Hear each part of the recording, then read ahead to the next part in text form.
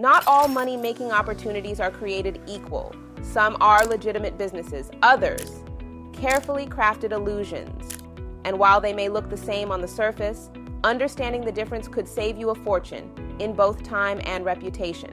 And yes, if I look a little strange right now, it's because this is my AI avatar. You'll see the real me in a moment, but my AI will do the majority of this video. Like I said, some things are carefully crafted illusions. If you got caught in the Creators Alliance scam, don't beat yourself up. That friend making fun of you, they've made really dumb decisions too. You'll be just fine. But let's get educated so this doesn't happen again. Also, let's handle something important in case you don't make it to the end. If you sent a copy of your passport or government-issued ID to any Creators Alliance rep for the supposed Denver conference, you may want to report it to your local authorities immediately. Also, if you are a part of one of those groups that is collecting all of your information for supposed recovery efforts without any legal standing, you may want to consider how much of your data you give to them as well. Now we can get started. Hi, so this is the real Manita Verens. So the reason I'm here for you today is because I've spent years in the business operations and investigation spaces, helping businesses manage and mitigate their fraud risk, as well as helping them manage their internal systems. Today though, I want to help people just like you, or maybe you if you were a victim, understand how to properly invest and discern between a legitimate business opportunity, a regular multi-level marketing company, and just a flat-out scheme. So we're going to walk through this, doing something that's called an open source investigation, and I'm hoping by the end of it that helps you to be able to pick apart where you should invest your money and when you should say no. And don't feel bad because anyone can be caught. I was caught in it too. My family invested.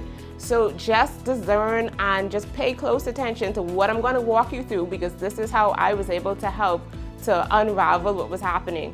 And hopefully going forward, you'll be able to do so as well. Now, just the reason I'm taking the time to do this in a step-by-step format is because I know a lot of you won't listen to the news. You're not going to listen to the other people ranting on TikTok telling you this was a scam and you're so crazy for getting swing. But what I do want you to take away from this is it doesn't have to happen again. So just follow along, take notes if you need to, and I'm hoping that you get something from this today. So let's get into it.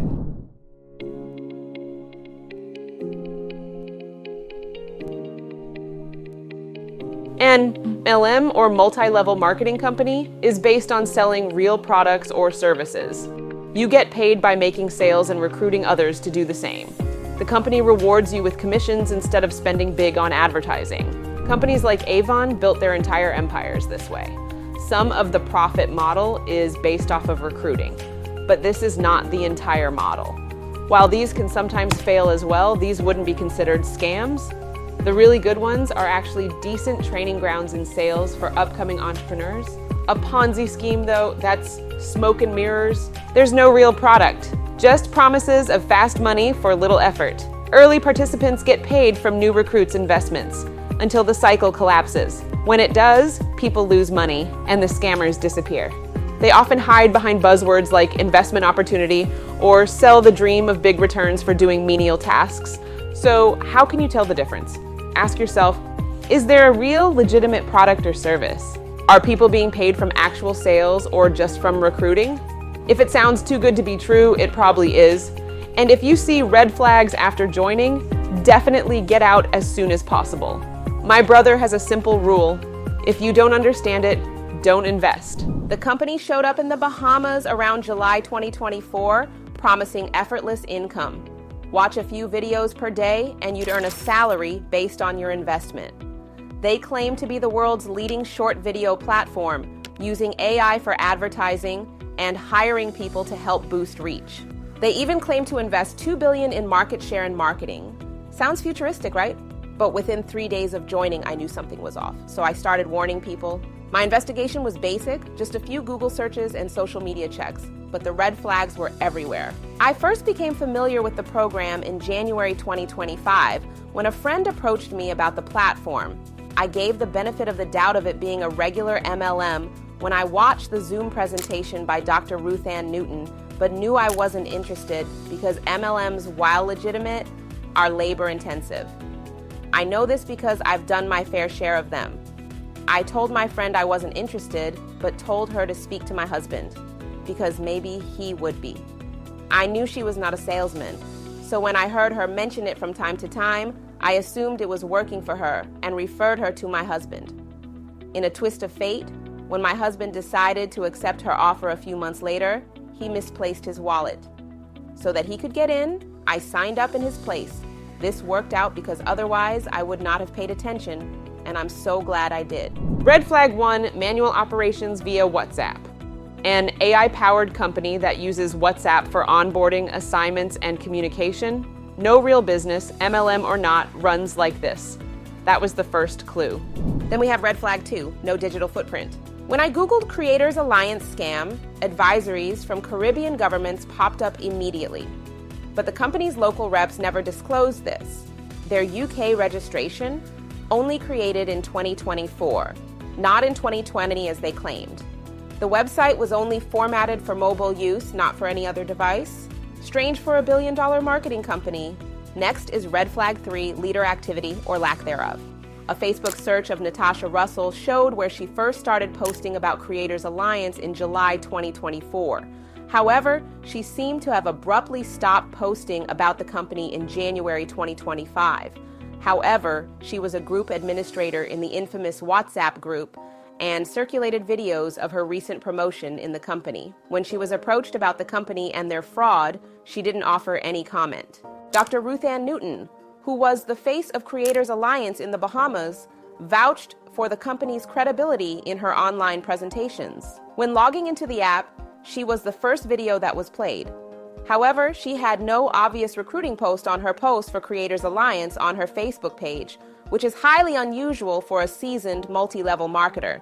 When spoken to for comment, she declined to participate after initially agreeing to. Leona Young, who was another leader, locally demonstrated withdrawing tens of thousands of dollars from Creators Alliance in her online presentations. She also encouraged people to send their passport information for the alleged conference in Denver to company reps so that the company could purchase their plane tickets. Major red flag.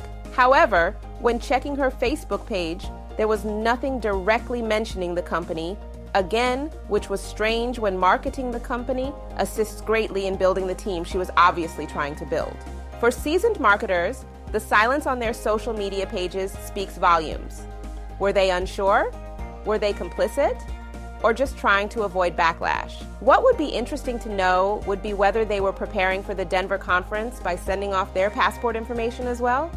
Red Flag 4, the meetings. When I joined shortly before the crash, meetings were held by forwarded text messages. No live engagement, no transparency. These were forwarded text messages that one can assume were being sent to all groups, which was wild for a reputable business. These messages at this point encouraged people to recruit more and buy bigger packages, some up to $9,999. They also provided no real answer on why payouts were failing. I should note, while the meeting was happening, the group was locked. Group chats were locked at night, reopened in the morning, and heavily moderated, not credible.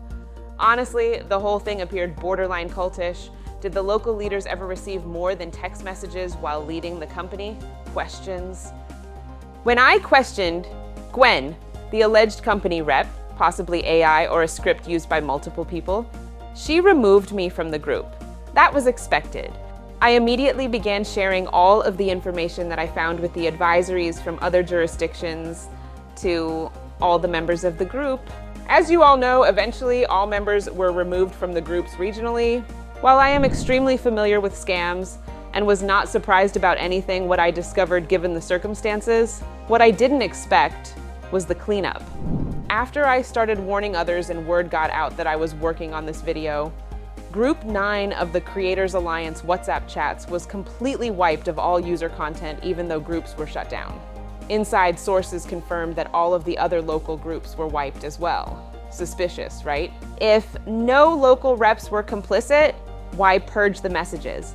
International fraudsters not located in the Caribbean would have no reason for the purge, as local investigators would have a hard road ahead accessing their jurisdiction. Again, just something to think about. This isn't just a local issue. People across the US and the Caribbean were affected. The company allegedly shut down due to tax issues and hinted at a possible return. If you did a Google search and found news outlets with stories that appeared to lend to their legitimacy, please note they were all published by a company called Globe Newswire. PR companies can post these things to a legitimate site to try and validate its operations. If you look closely, all of these stories on all outlets were posted by the same firm. No stories were independent. Remember this for the next opportunity that you research. There are also various groups that have developed in the aftermath of the crash. One Telegram group claims to house the infamous Gwen, who was requesting donations of all employees to help the company get past these hurdles. Hopefully, no one was convinced by this. Then, there are survivor groups requesting enough information that could result in persons' identities being compromised and defrauded. Again, I caution you to carefully consider how much information you release to such groups. Here's my advice. If you even hear the name again, run. If you ever hear of a similar business model, run. Creators Alliance appears to be a rebrand of a previous scam, and I suspect they did not meet their quota, so they may come back as something else. But more importantly, here are your takeaways. If you don't understand it, don't invest.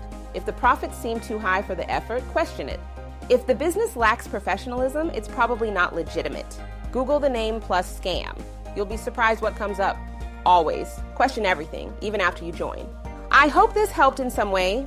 If it did, share it with someone before they get caught in the next one. Stay sharp, stay informed, and stay skeptical.